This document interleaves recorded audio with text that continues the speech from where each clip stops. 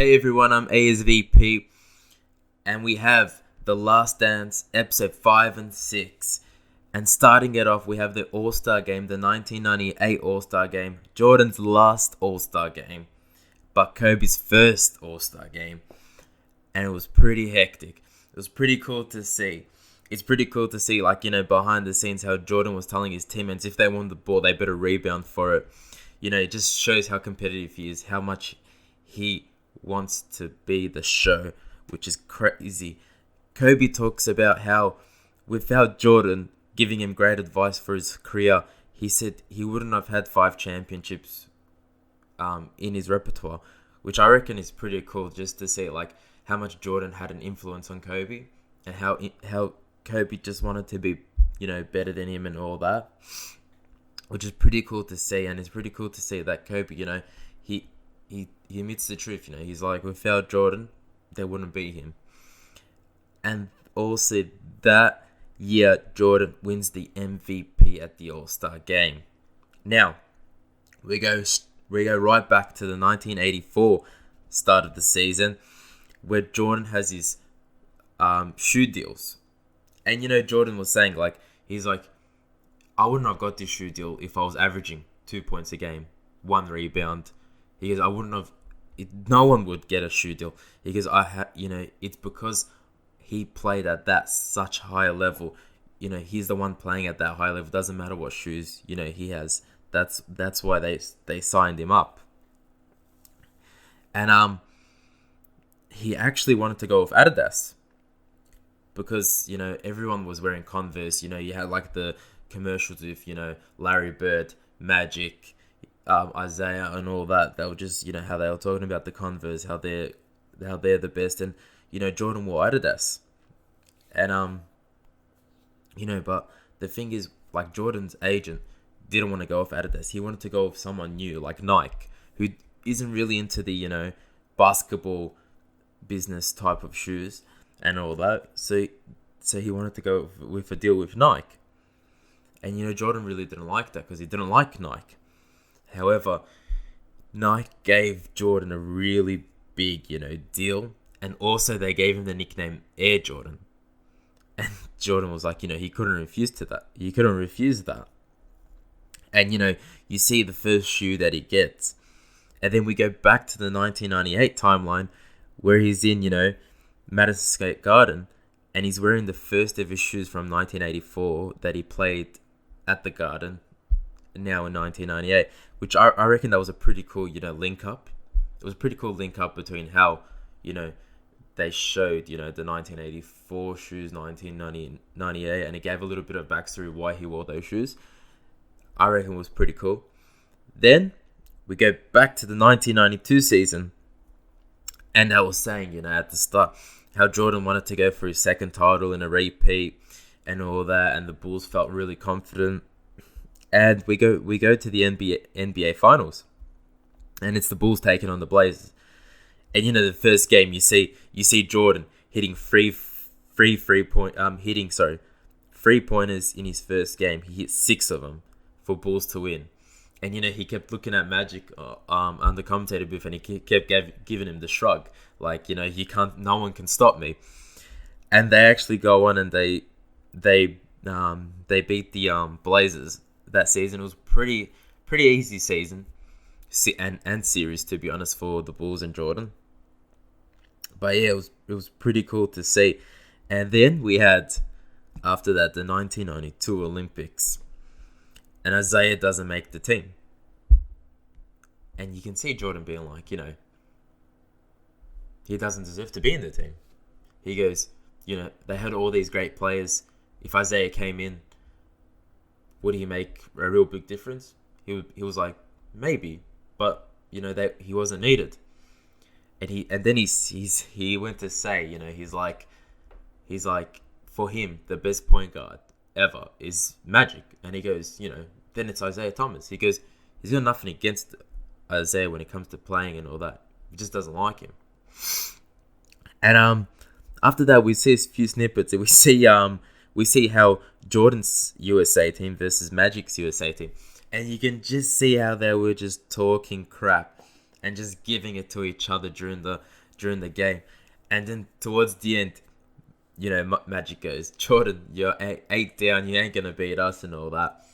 And then just a light switch flicked, and Jordan comes in, scores 4 points, scores 2, scores 4 again, and he just kept going and going, and then he kept getting fouls, and Magic is like, you know what, this is exactly like the NBA. He goes, all the calls go to Jordan. And it was funny to see, after that training, one of the most intense trainings they all say they ever had, and they go into the bus.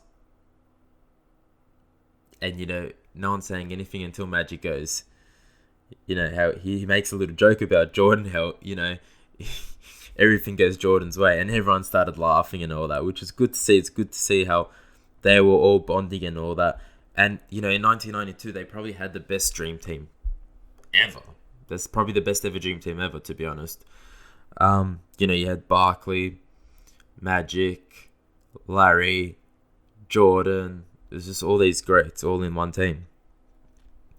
And after that, we have a few, like, how, there's some politicians who got inspired by Jordan and all that.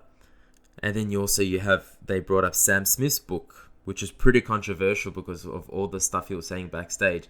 And all the players denied whatever he said in it because they portrayed Jordan as not that fan friendly or, that friendly of a person. And, everyone denied it, and it was just something they wanted hits from. Then we go to the 93 Bulls, and it's the Knicks taking on the Bulls in a conference final. And it was pretty crazy to see, just like how Jordan plays and how Jordan acts. And, they lost their first 2 games, the Bulls. And everyone's like, yep, they're a bust. And then they found the story that Jordan was going to a casino before the game. And, and is that why he lost? And, then everyone was talking about that. And Jordan goes, he goes, it has nothing to do with me playing the next day. If I go to a casino the night before, he goes, didn't even stay up late or anything. He just went out with his dad and a few friends. And then, after that, some book gets published, and it's about, gambling and all that with Jordan. And, people started talking, is Jordan, gambling on himself in basketball, this, that. And, they covered, the NBA covered it and all that. And they found out, Jordan wasn't doing anything like that. He was just, just betting on himself when he plays golf or something. And Jordan goes, I'm not addicted to gambling. But he goes, I'm addicted to competition. And he goes, that's what gets me, competition. It was pretty cool to see that, when you watch this whole, The Last Dance, if you're new to seeing how Jordan was or seeing everything, it literally portrays him as someone who's so competitive, who never gives up. Everything that he did was, for a competition and all that. That's what they're emphasizing, about him in this, that he's really competitive. He just does whatever he takes for him to win.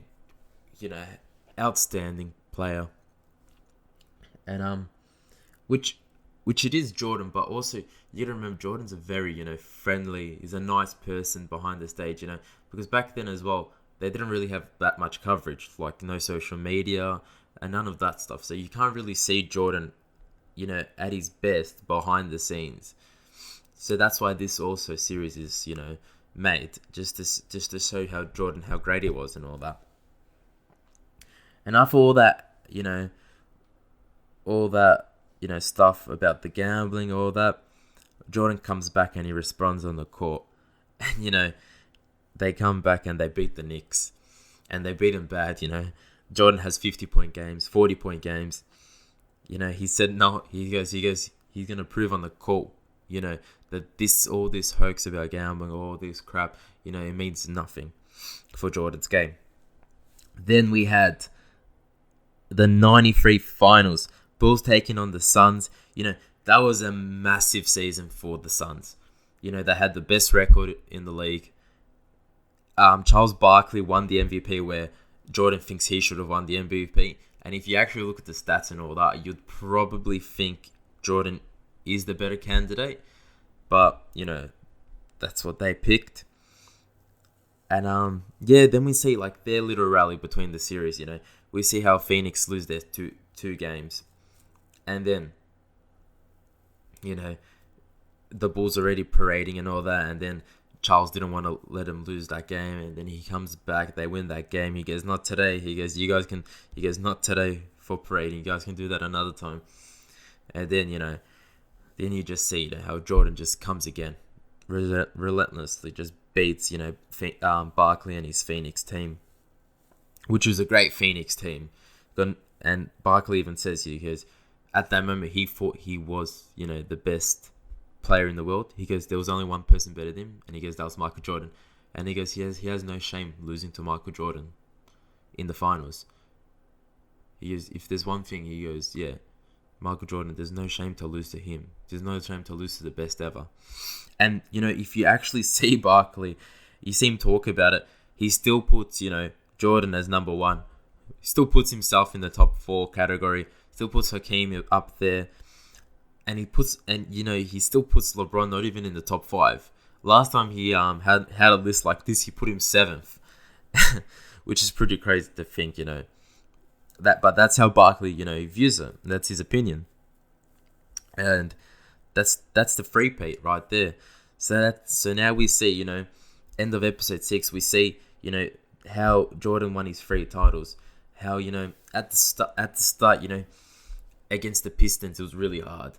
And then they had to go that one step further, and they come in and they beat the Pistons. Then the second, series is easy. They win, because that's how good the Bulls team are. The third, the third title that they win championship for their, their three-peat. You can just see how, Jordan was just so great at that time. And even like how Barkley was saying, he goes, Barkley played one of the best games he's ever played that last game. But Jordan was that much better that he played even better than Barkley's game. And that just solidifies, that third championship for the Bulls.